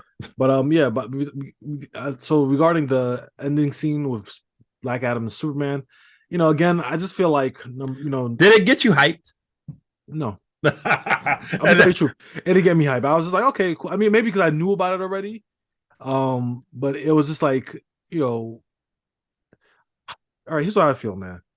Production side, like I feel like The Rock. I feel like when you put people starring in movies to do their own movies, sometimes their egos get in the way of a good movie, and I feel like sometimes you need someone else to be a part of it so that they can be more balanced. Like when I texted you my feelings about this movie, I had mentioned another example, Harley Quinn movie. The Birds of Prey movie, with Harley Quinn. I felt like because Margot Robbie was in the driver's seat of that movie, she did everything she could to make Harley Quinn look great, which makes her look great. But I felt like it did a disservice to the movie and the character. I felt like the other characters got sidelined, and the person who played Black Canary, Junie Smollett, she was the best actress in the movie, and she killed it. But because she couldn't get a chance to shine, what, you don't think so? That movie was hard to watch, man. That was a hard movie to watch, but I felt like it was because it was Margot Robbie. I just didn't like it at all. And honestly, in my opinion, I'm like, we should just call this movie a damn Harley Quinn movie. I don't know why they were so opposed to calling it Harley Quinn. It probably could have done better if it was just called Harley Quinn the movie instead of calling it Birds of Prey: The Emancipation of One Harley Quinn. Like some bullshit. Like why do that? Because they were trying to give it like some kind of funky new age appeal, But using Birds of Prey, no one knows who the Birds of Prey are. You might have just done a Harley Quinn movie with the Birds of Prey in it, and people know what to expect. But you're calling it Birds of Prey.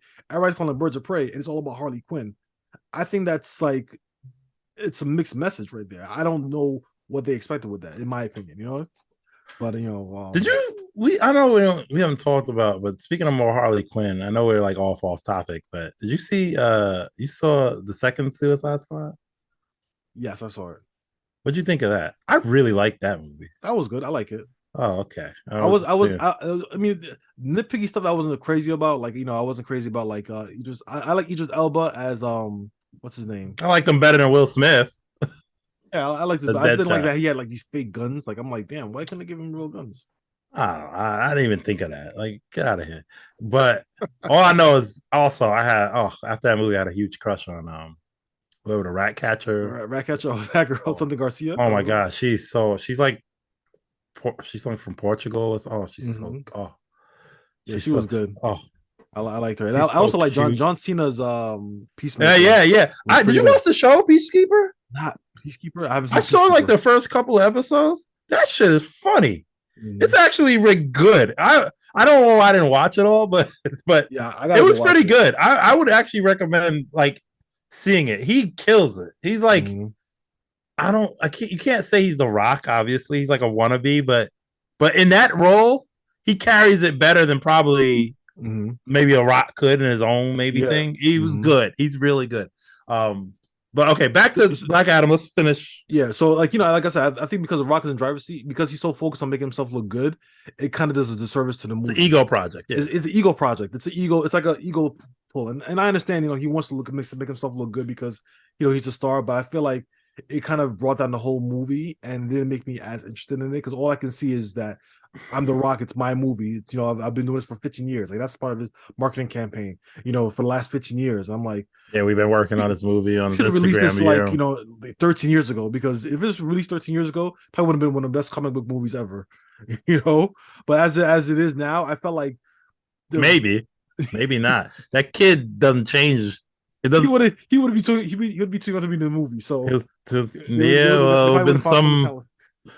Yeah, I don't know if releasing this 10 years ago would have made it a bad movie, or 15 years. I don't know. I feel like it would have been more tolerable 10 years ago. But as it is now, there's so much superhero content out there that I just feel like this movie is kind of like it feels outdated a little bit in what it thinks it's doing. And I feel like it thinks it's more clever than it really is. Like I get the movie thinks that it's bringing like some kind of morality conflict more than it really does. And I'm just like, no, see, all I've done when you said 10 years ago is I started thinking of movies that came out 10 years ago or 15. And no, it still wouldn't have been good. That's what I still don't think it would have been good. It wasn't the special effects weren't great. Like you said, some of the comedy was okay and the timing, but it's really another run-of-the-mill superhero movie. This could have came out at any time starring him, and I would have still gave it a 5.5 out of 6 out of 10. It just it's not a Dark Knight. It didn't do anything good like Iron Man kicking off. There's nothing about this movie that elevates it above any other average superhero movie. And it's funny with all the hype, how The Rock is like, this is gonna destroy the hierarchy in the DC universe. Like, bro, you change the hierarchy. Maybe not want to come watch any movies anymore. And here's the issue too. That's a dangerous thing to play, because serious fans probably know you can't fuck with Superman. If you're gonna come to power, Superman is on a level of like he's the strongest. I know there's other things that might, but it's not. Black Adam is not one of them. Don't worry. If there's Black Adam 2 and he's fighting Superman, he will find a way to beat Superman. Trust me. That's what I'm saying. If that happens, that's not like, I think it's just going to be a draw. I think it'll be a draw, but of course, because The Rock is not going to let him. He's not going to sign off for a thing where he fights Superman and loses. I don't think exactly. Like they're going to have to find another actor if that's the way they're going to go. So it's either going to have to be a draw or something else. It's not going to be as bad as Martha. You already know that because The Rock is in the lead, it's not going to make The Rock look bad. Like for example, The Rock, when The Rock shines, here's where The Rock shines, right?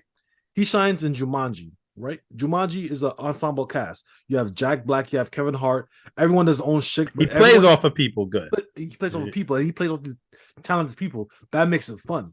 It wasn't all about him. It was about everybody. Fast and the Furious. Fast 5, he was such a great antagonist. Like you really felt like the energy and his like he was really a great foil for Vin Diesel and his gang. And even the other movies where he's helping them out, like he had a great bit with like Jason Statham in one of the movies. But then again, when you give him a full movie with that, it wasn't great. Like look at what's that movie called? Hobbs and Shaw. I thought Hobson's Show was okay. I hated that movie. Oh, I don't know. If you like Fast and Furious, it's just, to me, it was just more of that. It was more of that, but then they tried so hard to be like, "Hey, listen, your cock is so small, your mouse ate it." I'm like, you're not going to see a Fast and Furious spinoff for dialogue. Like too many times, it was. Like, you're not going for Shakespearean dialogue. I'm not going for Shakespearean dialogue, but it was just like I just felt like the movie doesn't know what it missed. I felt like it just wasn't good in terms of like the dialogue, and I thought it was on par with any of the other movies. Let's be real. It's not like Fast and Furious is so much better than a Hobbs and Shaw movie. Yeah, Like, but Fast and Furious, I mean, it's one of those movies that it takes itself seriously, even though it's not supposed to. Like, excuse me, it takes itself seriously in the show, but it's ridiculous stuff. Like, it's like silly stuff. which is why I can't fault Hobbs and Shaw because it's not. What's the difference? It's garbage. I just felt like it just It's wasn't. all schlocky action movie. I just thought some of the scenes were cool, and him and Jason Statham played well off each other. I know they were. It was even the banter was worse, but it's still kind I of thought like they played off each other better in Fast and Furious. Because here's the thing: you got to give them morsels.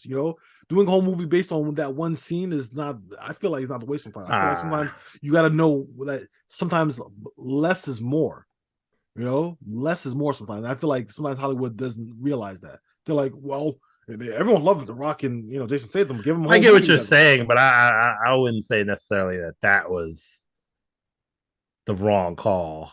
I don't know. I just feel like, if they want to make a movie, I feel like they need to make a better movie, and that was probably it. I don't know. It's like since The Rock had less to do with Fast and Furious after 5, I felt it hasn't been as good either. So I mean, that's kind of like, I think that's the ego thing with Vin Diesel, because again, Vin Diesel's yeah, ego, but like one thing about Vin Diesel I can realize, like, since he's in the driver's seat for the Fast and Furious movies, he doesn't like looking bad either. Yeah, he can't look second to anybody. And The Rock is like much better Vin Diesel built, and he's a much better Vin Diesel than Vin Diesel is. Like if Vin Diesel didn't control Fast and Furious, they would have put Rock in the driver's seat. Yeah, they would have swapped them out. They would have waited, like switch them out. You know what I mean? So it's just like it kind of goes back to the same thing again. Like when you're a lead of your own franchise, sometimes you kind of get in its way because of your own ego. You don't want to look bad. I started Fast and Furious with the 5th movie, which is still my favorite.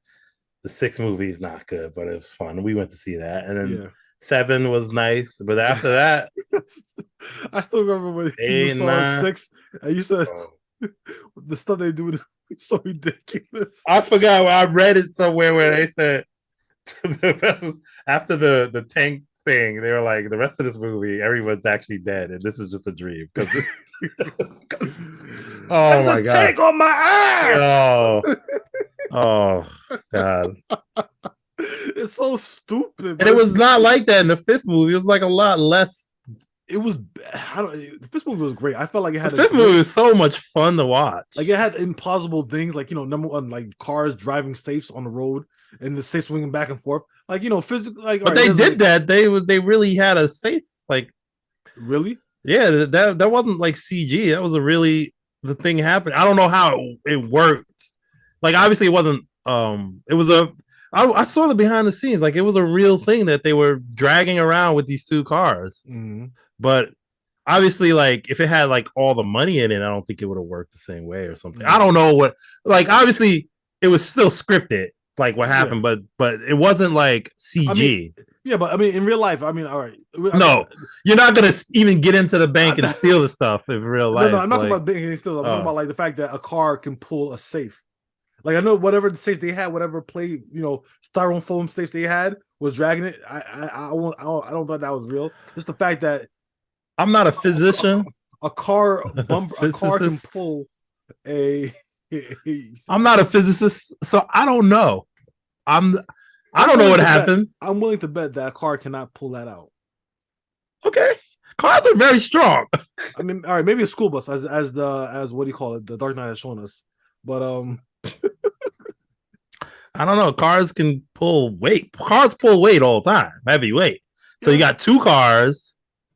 I don't know how that would work with the swinging of it, but who knows? And there was some he got his NOS fuel and that's all he needs. Like it can pull. It has more horsepower. It is everything. Like like he needs help. It's like the Knight Rider's turbo boost. Do NOS.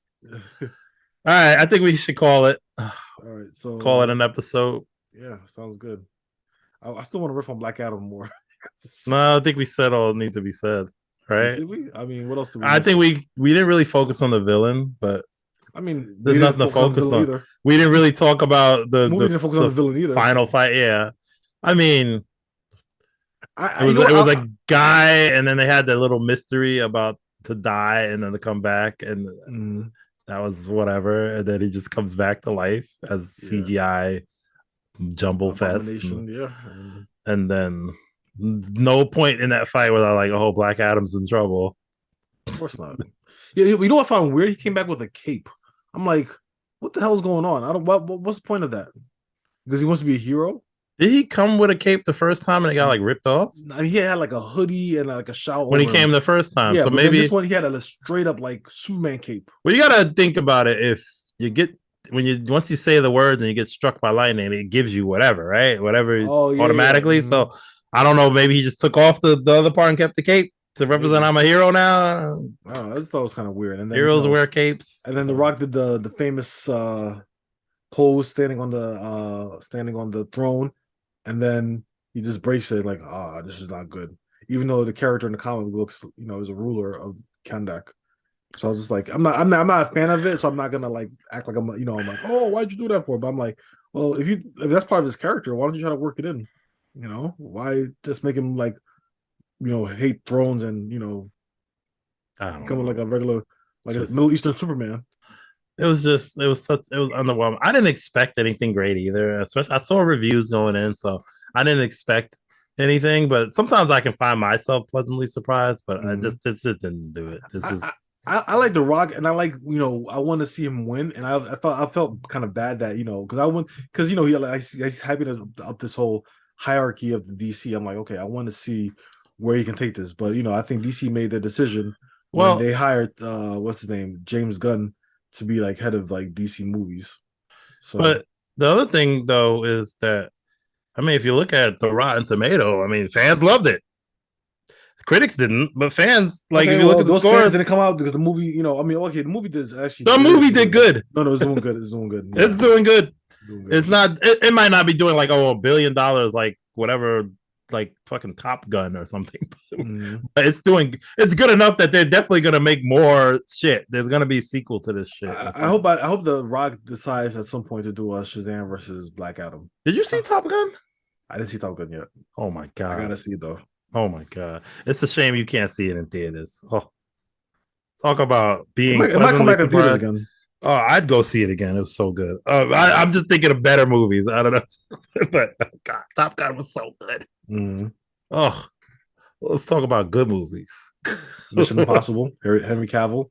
I haven't even seen that. You didn't see that one? Oh, that was good. I know that's the movie he wouldn't shave his mustache for. And then effed up his Justice League. I'm like, Justice League. See his little lip. Oh God, it was so weird. I was gonna spoil. Good thing you told me you didn't see because I was gonna spoil something for you, but I didn't see it. Yeah, so I'll let you watch it. But it is a good movie.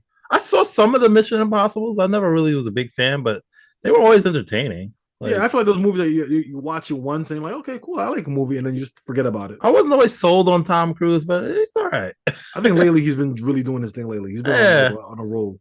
I think he's Mission Impossible movies and then trying to be like the world's greatest action star. Yeah, that stick is working for him. The world's 5'2" greatest action star. Exactly.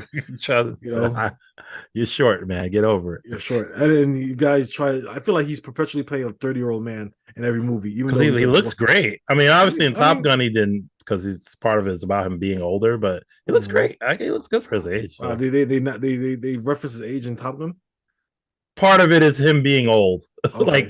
like part of it is like 20 years after the original Top Gun. So he's kind of like, or it should be 30 years actually. Yeah, maybe it is 30 years. He should be.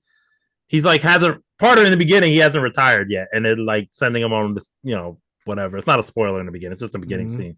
But like the whole movie trains new recruits, shows them how it's done. That's so they like it's literally him just playing the same character 30 years later. But such a good movie. It's so good. I forgot about it. I forgot like I took the whole time. I'm like, just in awe. You just gotta see it. Is it as good as Everything Everywhere All at Once? Maybe not, but they're like right there. That's how good it is. Top Gun was that good. And that's how good it is. I've never even seen the original Top Gun. I did.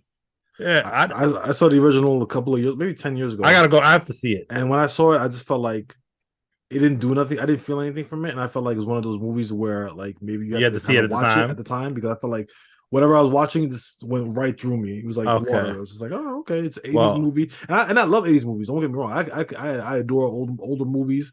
Again, my favorite movie is RoboCop, and you know, I love 80s movies, the 80s aesthetic, the 80s, I love it. But it just, I'm watching it and it just didn't do anything for me. And I'm just like, well, this movie just passed me by and that's it. Oh, all right. I think we're good, right? We can end on this. I did see one other movie, but it's one of my old. I like cowboy movies, so I saw the original 310 to Yuma. Oh, fantastic!